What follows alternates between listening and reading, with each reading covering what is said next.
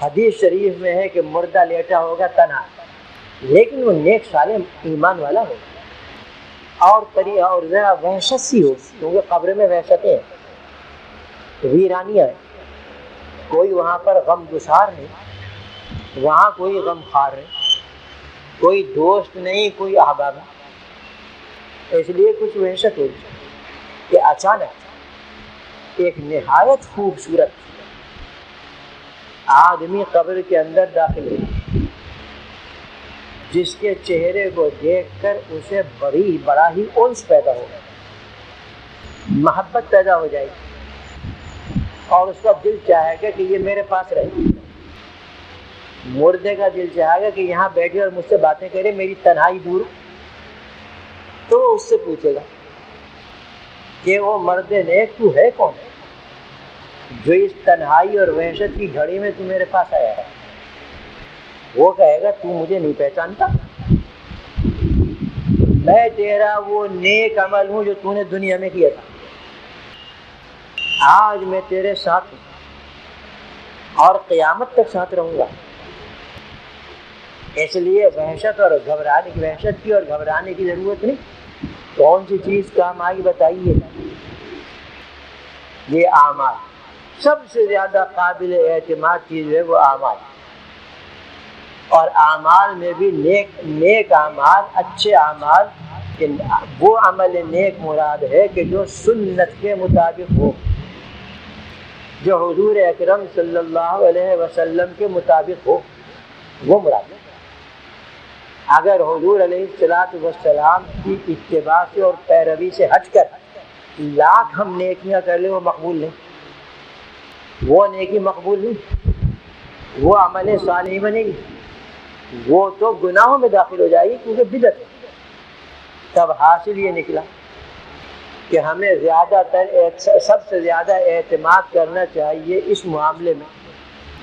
اپنے ان اعمال پر جو ہم نے کیے ہیں اتباع سنت میں، حضور اکرم صلی اللہ علیہ وسلم کی پیروی میں، ان پر ہمیں اعتماد ہونا چاہیے، کیونکہ وہی ہمارا ساتھ دیں گے دنیا میں بھی، قبر میں بھی، آخرت میں بھی۔ اور ہم نے اس کے برعکس معاملہ دوسرا کر رکھا ہے۔ اب ذرا میں دعوت فکر دے رہا ہوں، پہلے اپنے آپ کو، بعد میں اپنے ان حاضرین کو جو بھائی میں، ذرا غور فرمائیں کہ ہم نے اپنے ساتھ، اپنے بال بچوں کے ساتھ، اپنی دنیا کی زندگی کے ساتھ کیا معاملہ ہے؟ ہم نے اعمال صالحہ اور نیک اعمال کے سلسلے میں کیا محنتیں کی ہیں اور کتنا ذخیرہ ان کا جمع کیا ہے، اور اس کے برخلاف گناہوں کے معاملے میں ہم نے کس قدر ذخائر اور بڑے بڑے خزانے جمع کر رکھے، ذرا غور کیجیے، کہاں سے ہمارے پاس برکتیں آ جائیں اس دنیا میں، اور کہاں ہمارا اچھا حال ہو، اللہ نہ کرے قبر میں۔ جو ہمارا سب سے زیادہ قابل اعتماد دوست تھا، اس کو تو ہم نے گھر نکالا دے دیا کہ تیری ضرورت نہیں ہے ہمیں، نہ ہمیں ضرورت ہے، نہ ہمارے اہل و عیال کو ضرورت ہے، بلکہ ہمیں جو ضرورت ہے تو وہ صرف شیطانوں کی، گناہوں کی ہے، اللہ کی نافرمانیوں کی ہے، وہ نافرمانیاں جو ٹی وی کے ذریعے ہمارے گھروں میں پھیل رہی ہیں، ان کی ہمیں ضرورت ہے، لہٰذا ہم 6 گھنٹے اپنے وقت عزیز میں سے، بلکہ اس سے بھی زیادہ، اس کے سامنے بیٹھ کر گزار دیتے ہیں۔ آپ ذرا غور کیجئے، خدا کے لیے غور کیجئے، مرنا ہے، زندہ رہیں، ہمیشہ کے لیے دنیا میں رہنا نہیں، ذرا خدا کے لیے غور کیجئے کہ یہ 6 گھنٹے یا 8 گھنٹے جو ہم وہاں پر بیٹھے، ہم نے کس چیز کا خزانہ جمع کیا، کون سا ذخیرہ ہم نے جمع کیا، ذرا بتا دیجیے۔ آپ خود ہی بتائیں گے، مجھے کہنے کی ضرورت نہیں، اس لیے کہ اس شیطانی چرخے نے جس قدر خرابی ہماری اس امت کے اندر ڈالی ہے، ماضی کے اندر کوئی ایسا زمانہ نہیں ملتا کہ اس قدر عام خرابی امت میں پیدا ہو جیسے اسے ڈر۔ اللہ تعالی ہماری اصلاح فرمائے۔ پھر ہم روتے ہیں، کیا بھاگ گیا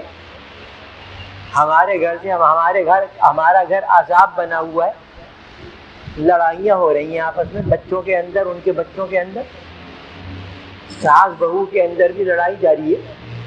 ہمارا سکون برباد ہو چکا ہے، گھر کے حالات تباہ ہو چکے ہیں، اور عجیب طریقے سے گھر کے حالات چل رہے ہیں۔ بھائی کیوں نہ چلے؟ ہم نے ہی کیا ہے یہ سب کچھ، یہ سب ہمارا کیا دھرا ہے، اللہ کا اس میں کوئی قصور نہیں، رسول کا اس کے اندر کوئی قصور نہیں، قصور سب ہمارا ہے۔ کیوں ہم نے اپنے آپ کو اور اپنی اولاد کو اعمال صالحہ کی طرف نہیں لگایا؟ کیوں نہیں کیا؟ کسی نے ہم پر جبر تو کیا نہیں تھا۔ آج تو ہماری کیفیت یہ ہے، جیسے پہلے بھی کئی مرتبہ عرض کر چکا ہوں، کہ ہماری تمام تر محنتیں، تمام تر فکر، تمام تر غور و خوض، تمام تر سوچ اور تمام تر توانائیاں اور طاقتیں صرف اس دنیا کے معاملات کو درست کرنے میں لگی ہوئی ہیں، اس چند روزہ زندگی کو درست کرنے میں لگی ہوئی ہیں۔ مال مل جائے، اکثر وقت اسی میں گزر جاتا ہے، اللہ نے وہ دے دیا تو اعلیٰ ترین شاندار قسم کا مکان بن جائے، اللہ نے یہ انعام بھی فرما دیا تو اب ذرا اس کے اندر موجودہ بد تہذیبی اور بربریت اور جنگلی پن کا سامان سب آ جائے، ایک دھن ہے لگی ہوئی کہ یہ بھی ہو جائے، وہ بھی ہو جائے، یہ بھی ہو جائے، وہ بھی ہو جائے۔ بھائیو کچھ سوچا قبر کو، ہمیشہ تو اس مکان میں رہنا نہیں ہے، کچھ سوچا آخرت کو کہ وہاں پر کیا حشر۔ اور یہ حدیث جو میں نے بالکل شروع میں پڑھی تھی، اس کے اندر یہی مضمون ہے کہ آپ صلی اللہ علیہ وسلم نے فرمایا، من جعل همومه ہما واحدا ہم الآخرہ، جس نے اپنی تمام تر محنتیں ایک نقطے پر لگا دی، اور وہ نقطہ ہے آخرت کا غم، آخرت کا فکر، جس نے اپنی محنتوں کا مرکز آخرت کو بنا لیا، اپنی سوچ اور اپنی فکر کا مرکز آخرت کو بنا لیا، تو وہ یہ نہ سمجھے کہ میری دنیا ختم ہو گئی۔ اللہ تعالیٰ نے وعدہ فرمایا، کفاہ اللہ ہم دنیا، دنیا کی جتنی بھی فکریں ہیں اللہ تعالیٰ کافی ہو جائے گا۔ اللہ نے ضمانت لے لی کہ تم اپنی آخرت کا فکر رکھو، آخرت کو درست کرنے کے طریقے اختیار کرو، دنیا کی طرف ایسے متوجہ نہ ہو کہ آخرت کو بھول جاؤ۔ اس لیے کہ اگر تم نے آخرت کو اپنے سوچ کا، اپنی فکر کا اور اپنی محنتوں کا نقطہ مرکز بنا لیا، تو تمہارے دنیا کی حاجتیں، دنیا کی فکریں غیب سے اللہ تعالیٰ پوری کرے۔ ذرا مجھے یہ بتائیے، آپ نے زمانہ دیکھا ہے، دو قسم کے لوگ آپ کی نظر میں آئے ہوں گے، ایک تو وہ کہ جو اللہ کا نام لینے والے ہیں، اور ایک وہ کہ جو اپنی آخرت کو بھول کر خالص دنیا کے بندے بن گئے۔ ان دونوں کی زندگی کا ذرا فرق دیکھیے کہ اللہ والے کی حاجتیں ہوتی ہیں، اسے بھی مکان کی ضرورت ہے، اسے بھی اہل و عیال کے لیے کھانے کمانے کی ضرورت ہے، اس کو بھی بیماری کے دوران علاج کی ضرورت ہے، اس کے بچوں کی بھی شادیاں ہوتی ہیں، اور دوسری بہت سی حاجتیں اس کی موجود ہیں۔ لیکن ذرا بتائیے کتنی آسانی کے ساتھ اور کس قدر عزت کے ساتھ اللہ تعالیٰ اس کی یہ تمام حاجتیں پوری کر دیں، عزت اور حلال۔ اس کے مقابلے میں دوسرا طبقہ جو ہے، ایک ایک چیز کے لیے ان کو اس قدر بھاگ دوڑ کرنا پڑتی ہے اور اس قدر محنت کرنا پڑتی ہے کہ دیکھ کر ہمیں ان کے اوپر رحم آتا ہے کہ اللہ اکبر، اس قدر محنت کرنے والے اور پھر بھی ان کی حاجتیں پوری نہیں ہیں۔ کیوں؟ حدیث میں آگے